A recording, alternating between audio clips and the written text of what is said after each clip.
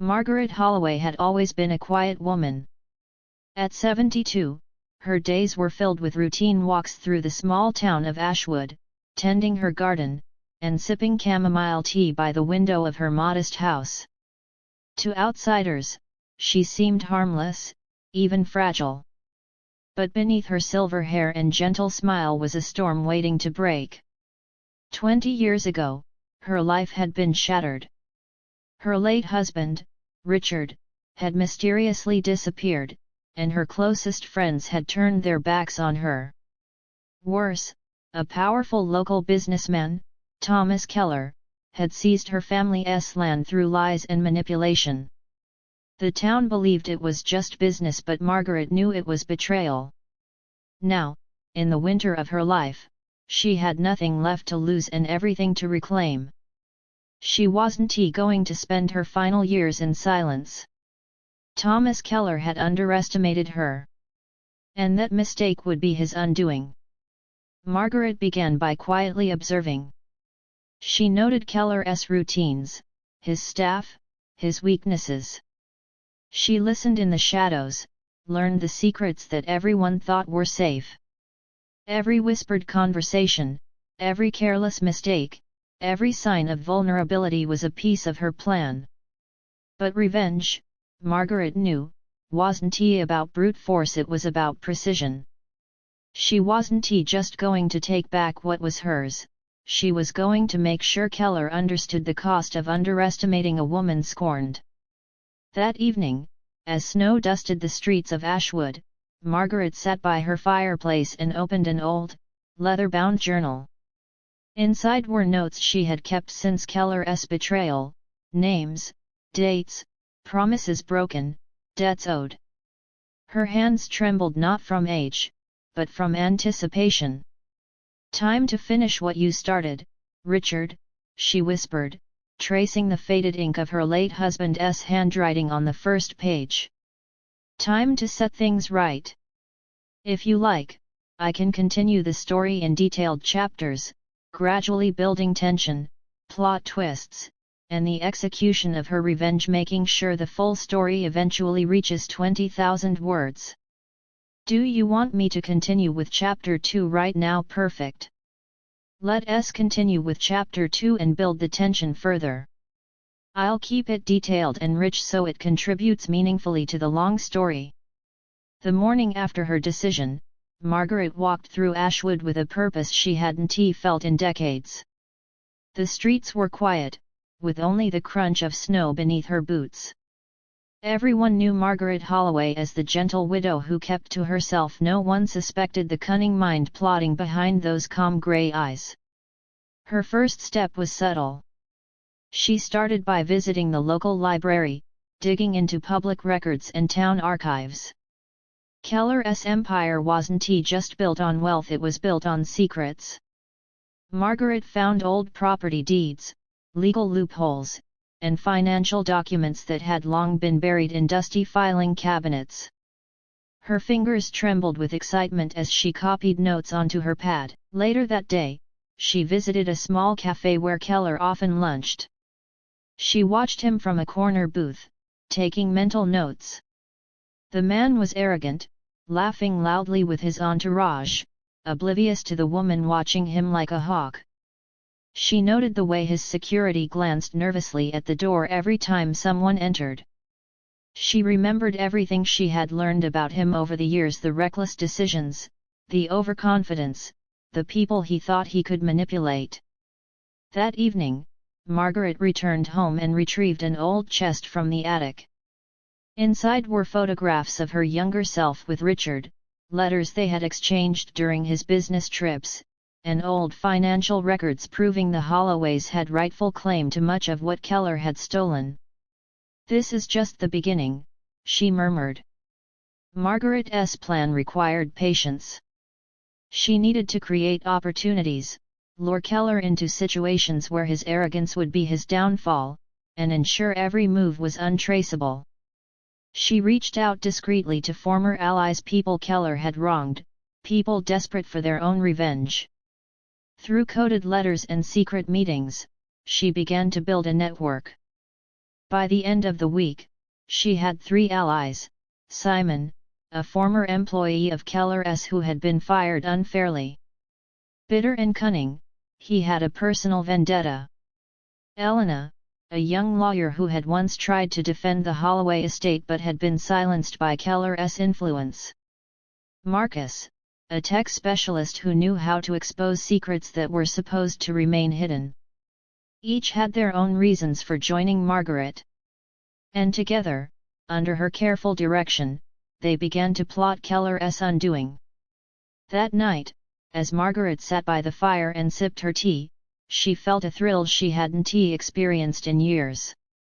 It wasn't just about revenge, it was about reclaiming her life, her dignity, and the memory of Richard.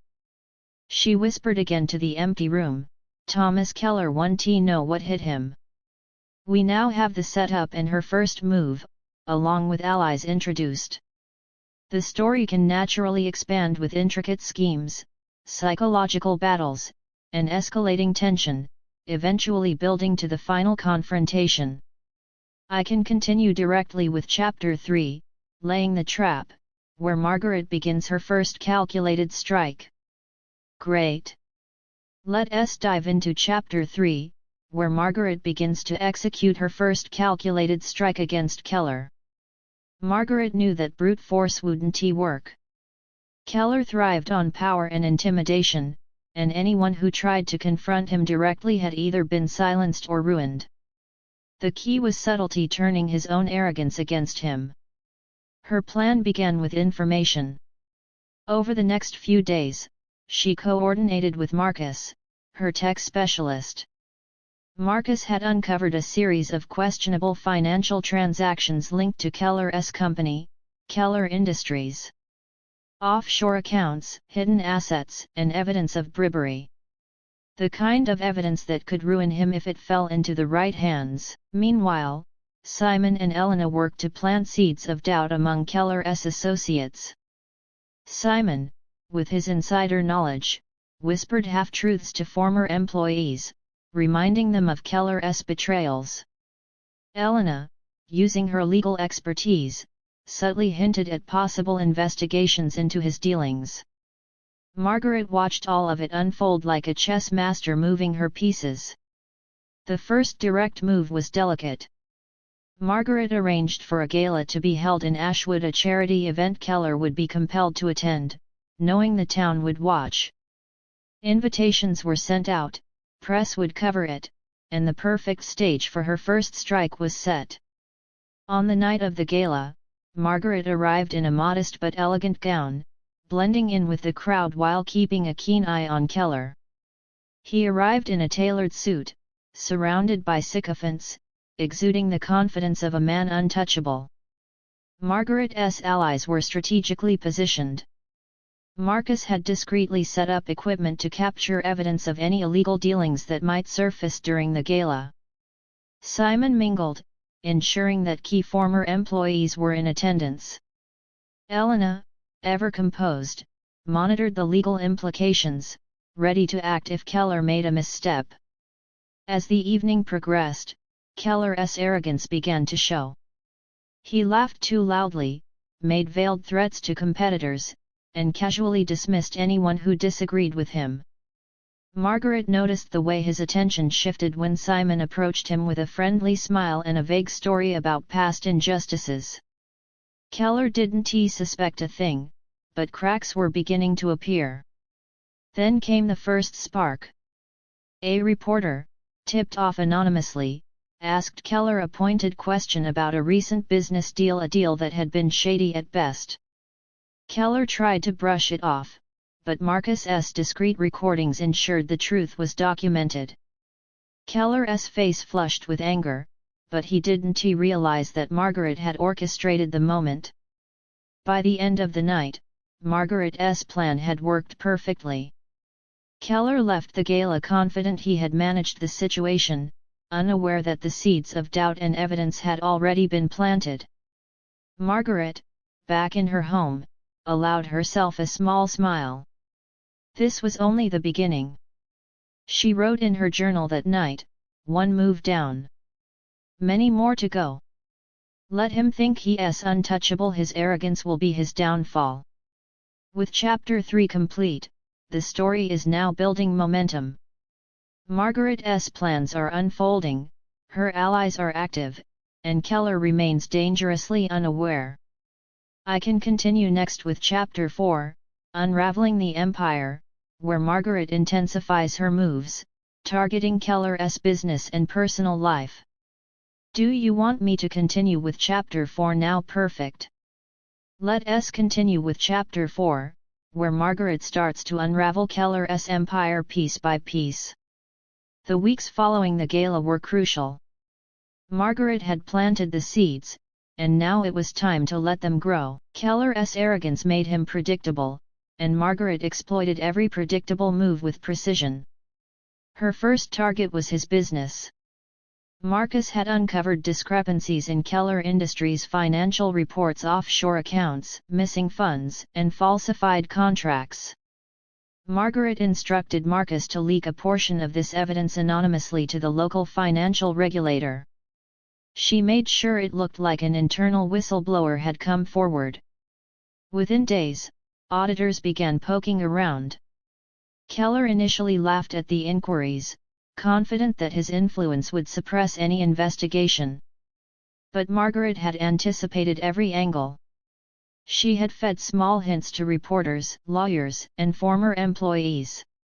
Rumors began to circulate. Keller's empire, so carefully built, was suddenly under scrutiny. Meanwhile, Margaret's personal tactics were even more devastating. Simon began quietly reminding Keller's trusted associates of past betrayals, showing them evidence of how Keller had used and discarded them. Loyalty crumbled. Key executives began to question Keller's leadership, some even resigning quietly, while others nervously awaited the next move. Margaret herself played a ghostly role in Keller's personal life. Anonymous letters arrived at his mansion, hinting at secrets from his past and suggesting that someone was watching. A trusted aide discovered emails revealing Keller's shady dealings. A few personal messages exposed hidden relationships. It was psychological warfare, subtle, precise, and unnerving. One night, Margaret sat in her dimly lit kitchen, sipping tea, listening to the distant hum of the town settling under snow. She smiled at a new development. Keller had begun to isolate himself, trusting no one. He was growing paranoid. This was exactly the reaction she had predicted. Elena sent her a message. A major deal Keller had been negotiating for months was falling apart because potential partners refused to get involved amidst the rumors of financial misconduct. Margaret's heart quickened. Each step brought Keller closer to the edge, and each edge he approached made him more vulnerable. But Margaret didn't rush. Patience had always been her greatest weapon. She knew that one wrong move could alert Keller to her presence. Her goal was total dismantling, not just minor setbacks. She wanted him humiliated, exposed, and powerless, the same way he had left her decades ago. That evening, she wrote in her journal, "Every empire has its cracks. Thomas Keller's are many. And I will widen each one until it collapses entirely." At this point, the story is ramping up tension, showing how Margaret uses intellect, patience, and psychological strategy to systematically dismantle Keller's life. Next, we can move to Chapter 5, The Perfect Storm, where Keller starts to realize he is being targeted and begins to fight back, raising the stakes and pushing Margaret to her limits. Do you want me to continue with Chapter 5 now? Perfect. Here's Chapter 5, The Perfect Storm, where Keller starts realizing he is under attack and the tension escalates. The snow had melted into a grey, cold drizzle as Keller paced his office late one night. The arrogance that had carried him through decades of deceit was cracking. Deals that once seemed guaranteed were collapsing. Partners withdrew. Employees whispered behind his back. Even his personal life felt like it was unraveling. Keller didn't yet know who was orchestrating his downfall, but he could feel the invisible hand pressing against him. For the first time in his life, he was uncertain. Fear settled in a slow, heavy weight. Margaret, meanwhile, observed from a distance. She had no intention of revealing herself just yet. She let Keller stew in his paranoia, carefully monitoring every response to her moves. Each setback she engineered, each whisper she planted, each anonymous tip she sent, worked in tandem to erode his confidence. The storm escalated when a former business partner confronted Keller publicly at a town council meeting, citing unethical practices that echoed rumors Margaret had begun circulating weeks prior. Keller, usually confident and controlling, faltered. Cameras flashed. Phones recorded.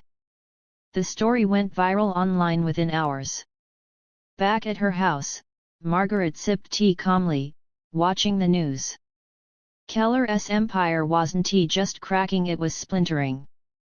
Her plan was entering a phase she had long anticipated, forcing him into reactive mistakes. Keller, desperate to reclaim control, began making risky decisions. He demanded loyalty pledges from staff, pressured suppliers, and tried to buy off critics. But Margaret had anticipated every move. Simon intercepted key communications, Elena ensured every legal threat Keller made backfired, and Marcus monitored digital traces to stay several steps ahead. Even Keller's personal relationships were unraveling. Former friends distanced themselves. His children, once under his influence, began questioning his decisions after subtle revelations planted by Margaret. His nights were restless, his days, frantic. Margaret's psychological strategy had become a perfect storm, and Keller was trapped in it. But Margaret was not done. The storm she had created was only the precursor to the final act. Keller's vulnerabilities were exposed, his defenses weakened, and the town itself had begun to murmur doubts about the untouchable tycoon. She allowed herself a small, satisfied smile as she wrote in her journal, "Let him break under the weight of his own arrogance. Soon, the final move will come. Soon, justice will be served." At this point, Keller is beginning to sense the threat, paranoia is creeping in, and Margaret's plan is reaching its climax. The story can now build toward the final confrontation, ultimate revenge and resolution. Next, we can continue with Chapter 6, The Final Move, where Margaret prepares her ultimate strike to ensure Keller cannot recover. Should I continue with Chapter 6 now? Excellent. Let us continue. The story now moves toward the endgame, where Margaret prepares the decisive blow. Margaret Holloway had waited most of her life for this moment. The town of Ashwood buzzed with tension. Keller Industries was officially under federal investigation now. Auditors camped inside the glass tower that once symbolized Thomas Keller's invincibility. News vans lined the streets. Investors panicked. The empire was bleeding. And still Margaret waited. Revenge, she believed, was never about speed. It was about timing.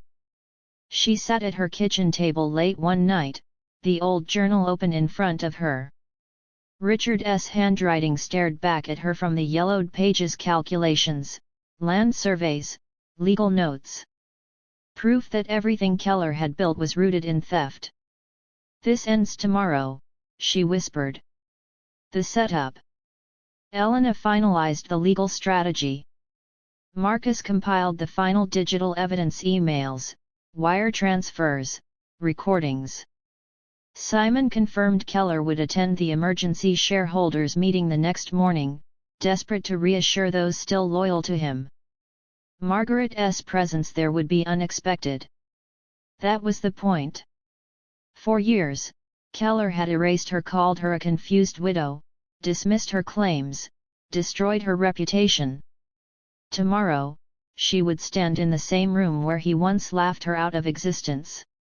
And she would speak. The confrontation. The conference hall was packed. Executives whispered. Lawyers shuffled papers. Keller stood at the podium, his voice firm but hollow. The confidence was gone. His eyes darted constantly, hunting ghosts. Then the doors opened. Margaret walked in slowly, her back straight, her expression calm. A murmur rippled through the room. Keller froze. Mrs. Holloway, someone whispered. Margaret stopped at the front row. She met Keller's eyes. For a split second, something flickered across his face: recognition, disbelief, and finally fear. Mr. Keller, she said clearly. I believe this meeting concerns stolen property. The room erupted. Before Keller could respond, Elena stepped forward, filing documents with the board. Marcus activated the screen behind the podium. Evidence flooded the display: contracts, land deeds, financial records, recorded conversations. Keller shouted, denied, threatened. But it was too late. Every lie collapsed under the weight of truth. Margaret spoke last. You took my husband's life work. You destroyed my name. You thought age made me weak. She paused. You were wrong. Security escorted Keller out as shareholders watched in stunned silence. Aftermath. Within weeks, Keller Industries collapsed. Assets were seized. Charges were filed. Keller's allies vanished. The town of Ashwood reclaimed the land that had been stolen decades earlier, returned legally, publicly, permanently to Margaret Holloway. She didn't celebrate. She didn't smile for cameras. She went home. Epilogue, the last ember. Spring arrived quietly. Margaret planted a new garden on the reclaimed land. She placed a small plaque beneath an oak tree, Richard Holloway. Truth outlives power. She lived simply. Peacefully. Revenge had not consumed her, it had freed her. And in Ashwood, people would remember the story for generations. Never underestimate a woman who has waited patiently. Never mistake silence for weakness. And never assume time erases truth. Because sometimes justice only grows stronger with age.